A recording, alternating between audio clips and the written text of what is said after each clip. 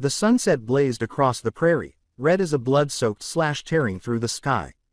Jed Colton, a wiry old rancher with a crooked back bent from years of solitude, quietly nudged his bony horse toward the rotting wooden gate. The trail was so silent. The creak of the saddle sounded like the earth itself was letting out a mournful sigh. Then he stopped dead. Right there at the gate, swaying under the dying light, hung the massive body of a woman. The rope was cinched tight around her neck. Her weight pulled her shoulders twice the width of his down with every gust of wind. Her rough, calloused hands hung limp, fingers still stained with dried blood. The sight hit Jed like a bullet to the chest. His heart pounded so hard he thought it might burst. Carved deep into the wooden post were words slashed by a knife. "This is what happens to those who defy Cain's law." Jed shivered. Mayor Cain, the tyrant who ruled this land with fear and violence, had turned Jed's front gate into a gallows. It was not just a killing. It was a message, a public humiliation. Jed started to turn his horse around when the last ray of sunset brushed across the woman's pale face. Her eyelids twitched. A strangled breath slipped from her throat. She was alive. Without thinking, Jed jumped from the saddle and pulled his knife. One clean slash. The rope snapped. Her heavy body collapsed into his frail arms as if the whole weight of the night had fallen into his chest. When her eyes finally opened, Jed felt a chill run through him. It was not the look of a helpless victim. It was the cold, steady gaze of someone who had stared death in the face and come back to tell the tale. And now, a word from the storyteller.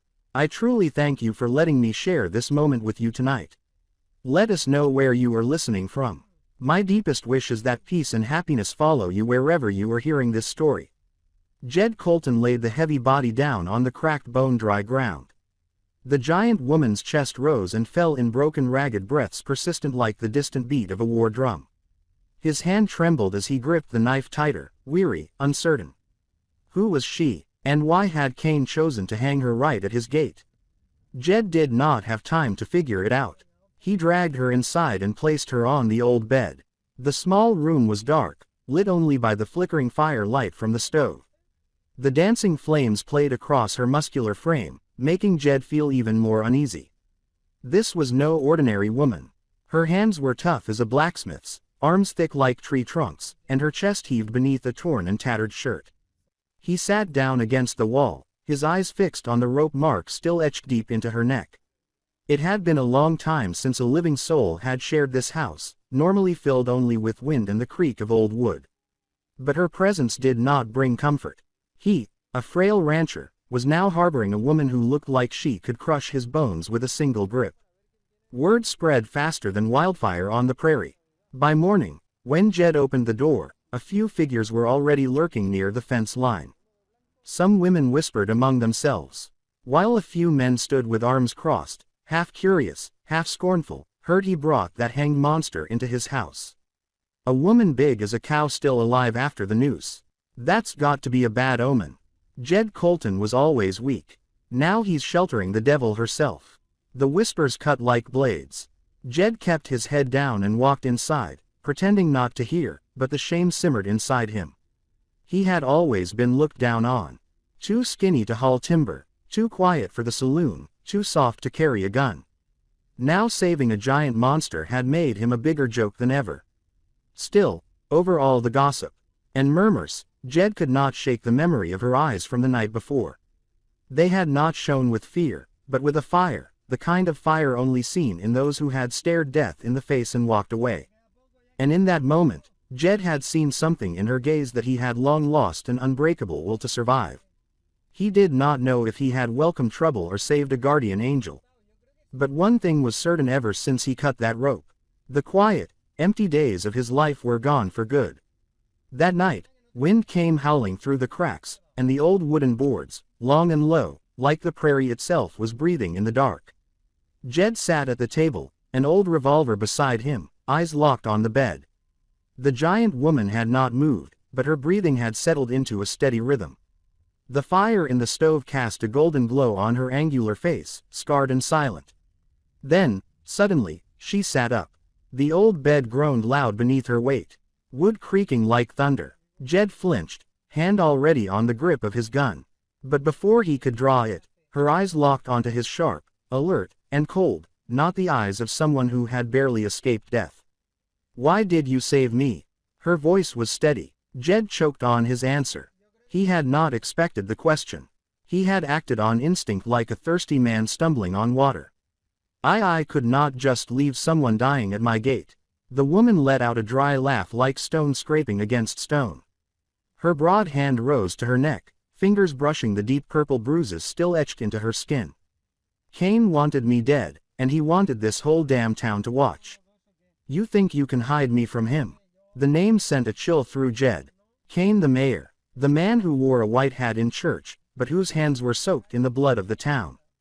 Jed bit his lip, silent, but the fear in his eyes betrayed him. The woman tilted her head slightly, studying him. "I know what Cain is trying to bury. He killed the Apache up north in the valley, then sold guns to bounty hunters. I saw it with my own eyes. That's why he hanged me at your gate, so he could silence me and send a message to you and every other weak man in this place." Jed's throat tightened. He had heard whispers about Cain, ugly rumors and ghost stories, but this was the first time someone who had lived through it had spoken the truth out loud.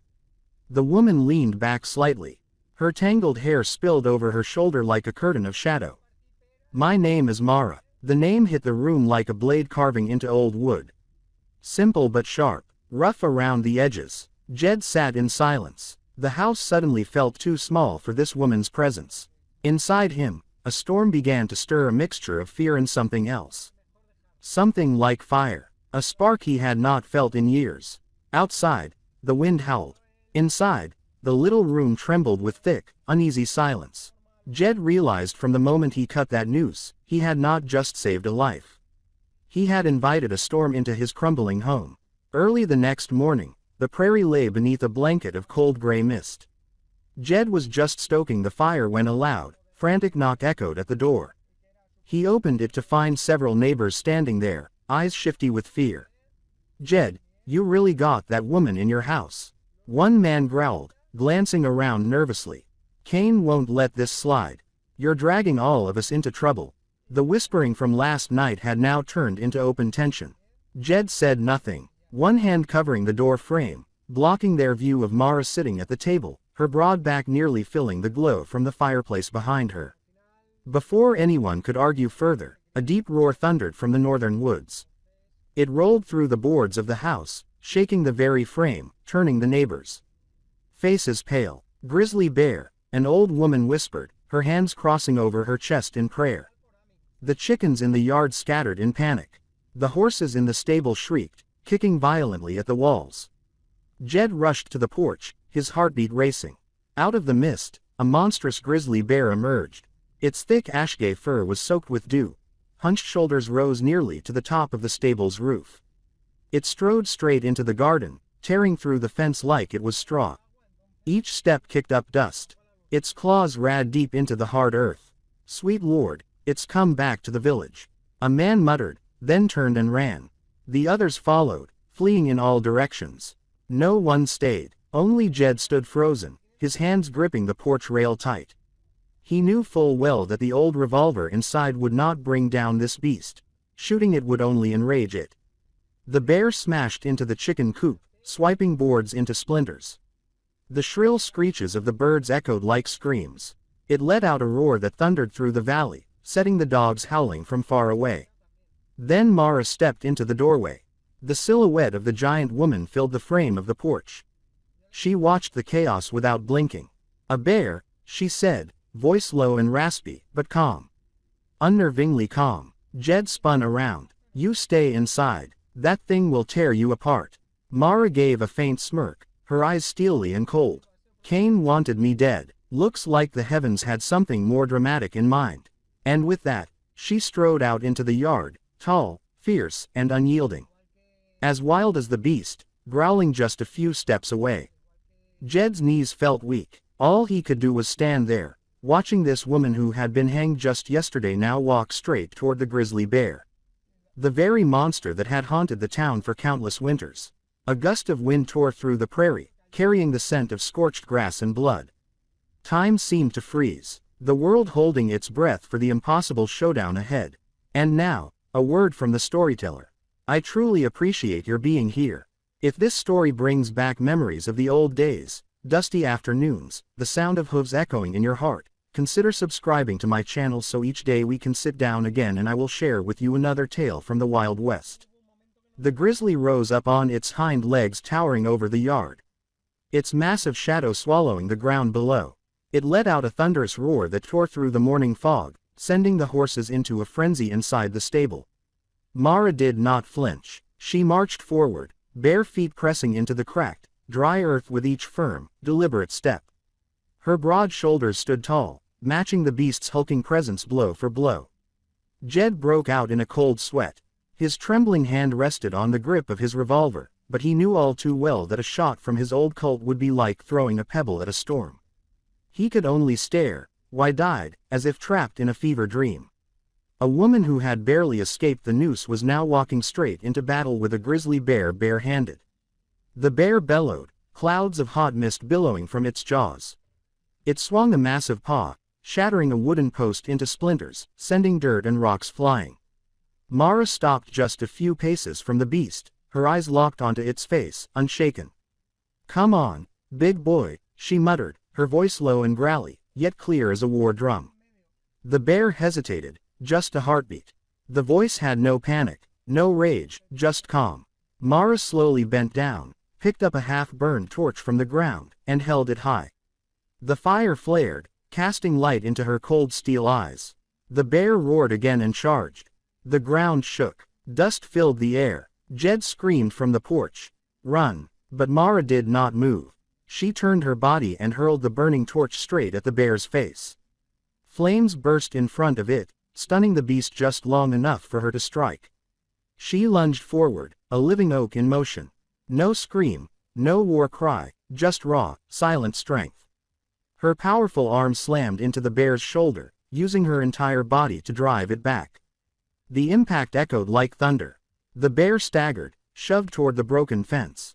It roared, clawed wildly, but step by step, Mara drove it backward. The yard fell silent, only the bear's growls and the rasp of Mara's breath filled the air. From a distance, townsfolk had gathered, mouths agape, eyes wide in disbelief. At last, the grizzly crossed the broken fence, turned, and fled into the woods, leaving behind deep monstrous tracks in the soil. Mara stood there, chest rising and falling, her arms stray with blood from where the claws had grazed her. She turned, her eyes blazing, not with triumph, but with the cool indifference of someone who had done nothing more than finish their morning chore.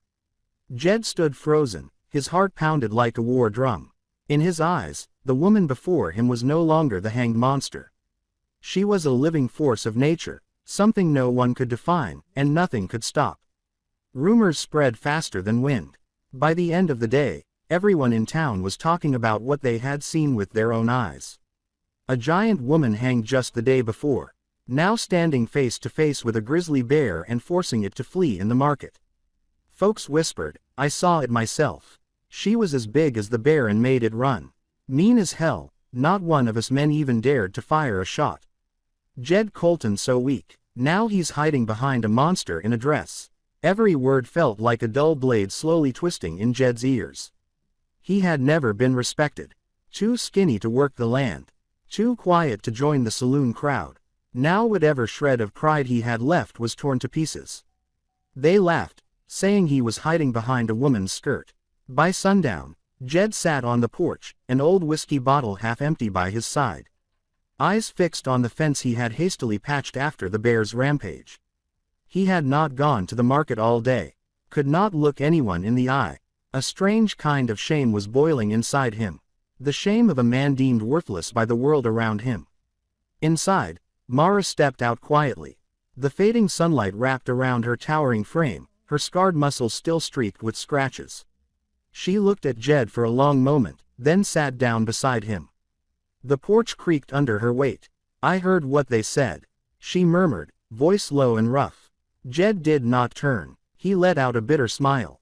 "They're not wrong. I'm nothing. Just a small man. And you took on a grizzly." Mara's hand moved to the rope mark still visible on her neck. Her gaze drifted far beyond the horizon. "You think this strength is a gift," she said, voice steady but raw. "My whole life, Men looked at me like a threat. Women like a freak. They did not hang me because I broke the law. They hanged me so the town could laugh at this body and forget the truth I carry." Her voice caught, but did not falter. Jed turned toward her for the first time. Seeing beneath the unshakable shell was a loneliness so bare it ached. "I thought I was the only one folks looked down on," Jed said softly, his hand tightening on the armrest.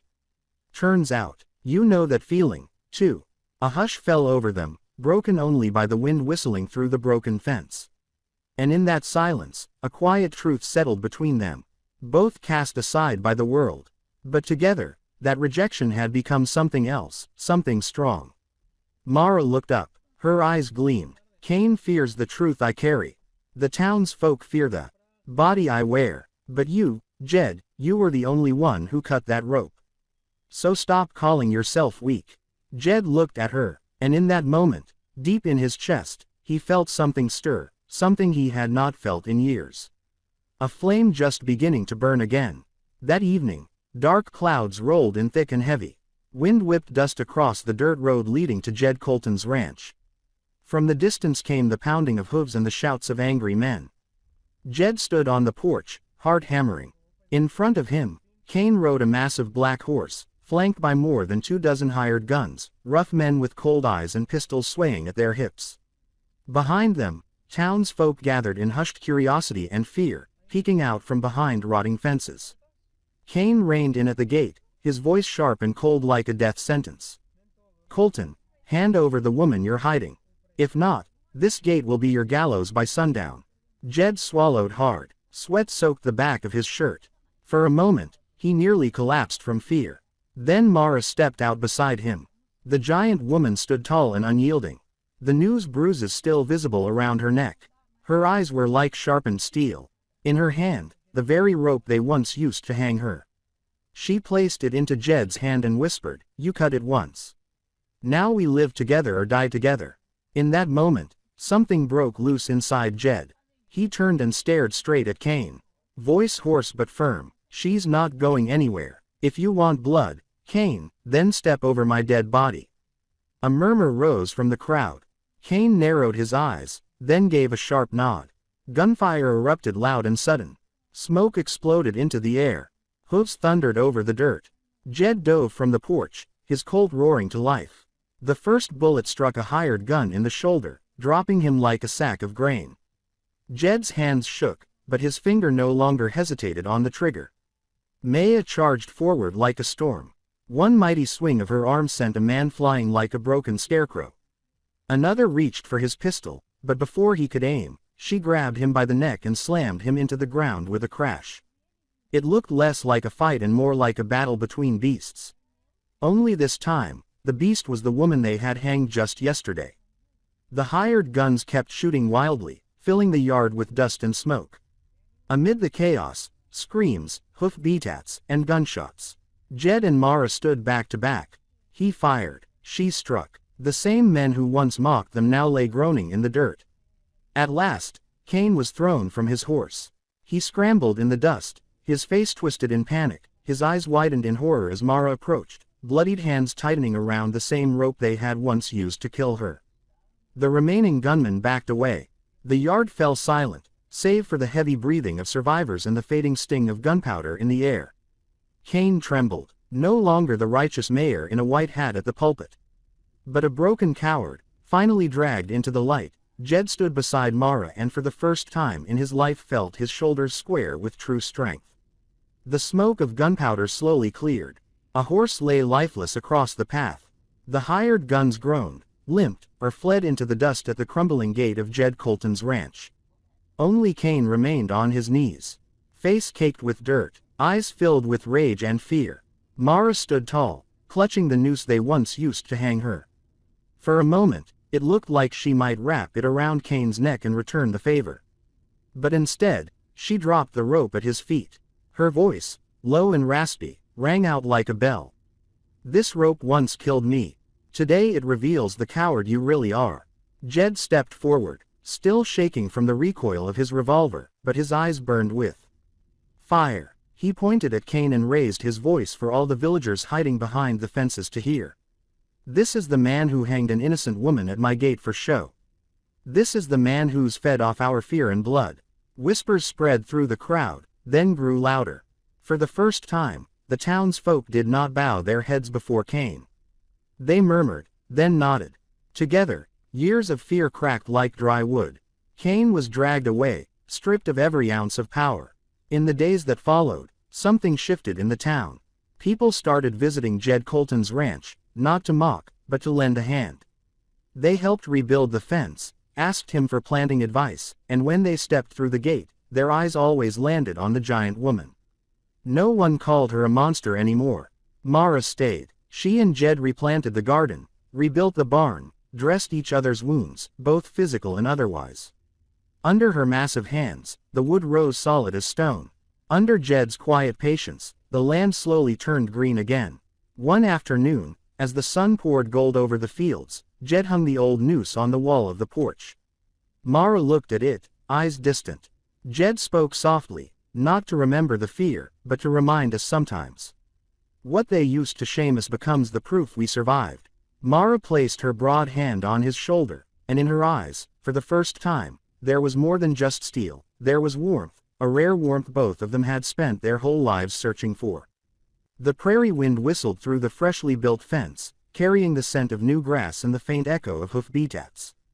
That little ranch was no longer a place of death, but a place where two outcasts had found each other and stood tall against beasts, bullets, and human cruelty. Because real strength is not in muscle or gunpowder. It lives in two souls rejected by the world who choose to stand together. And now, a word from the storyteller. Brothers and sisters, out here in the West, we used to think strength came from muscles, from a gun in your hand, or a name folks feared in the saloon. But I learned something else. Real strength. It comes from standing beside someone when the whole damn world turns its back on them. That woman who was hanged and that skinny rancher with nothing but a dull knife. They found each other, and from that moment on, no one could call them weak again. Sometimes in life, what we need is not someone to take the storm for us, but someone who will stand right next to us in the rain and walk through the darkness together. So, if you've ever felt small in this world, remember this. Maybe that small piece of you is the one thing that makes someone else strong enough to survive. Once again, I am truly honored to share this story with you tonight. Tell me what you thought in the comments down below. Hit the number 1 if this story moved you.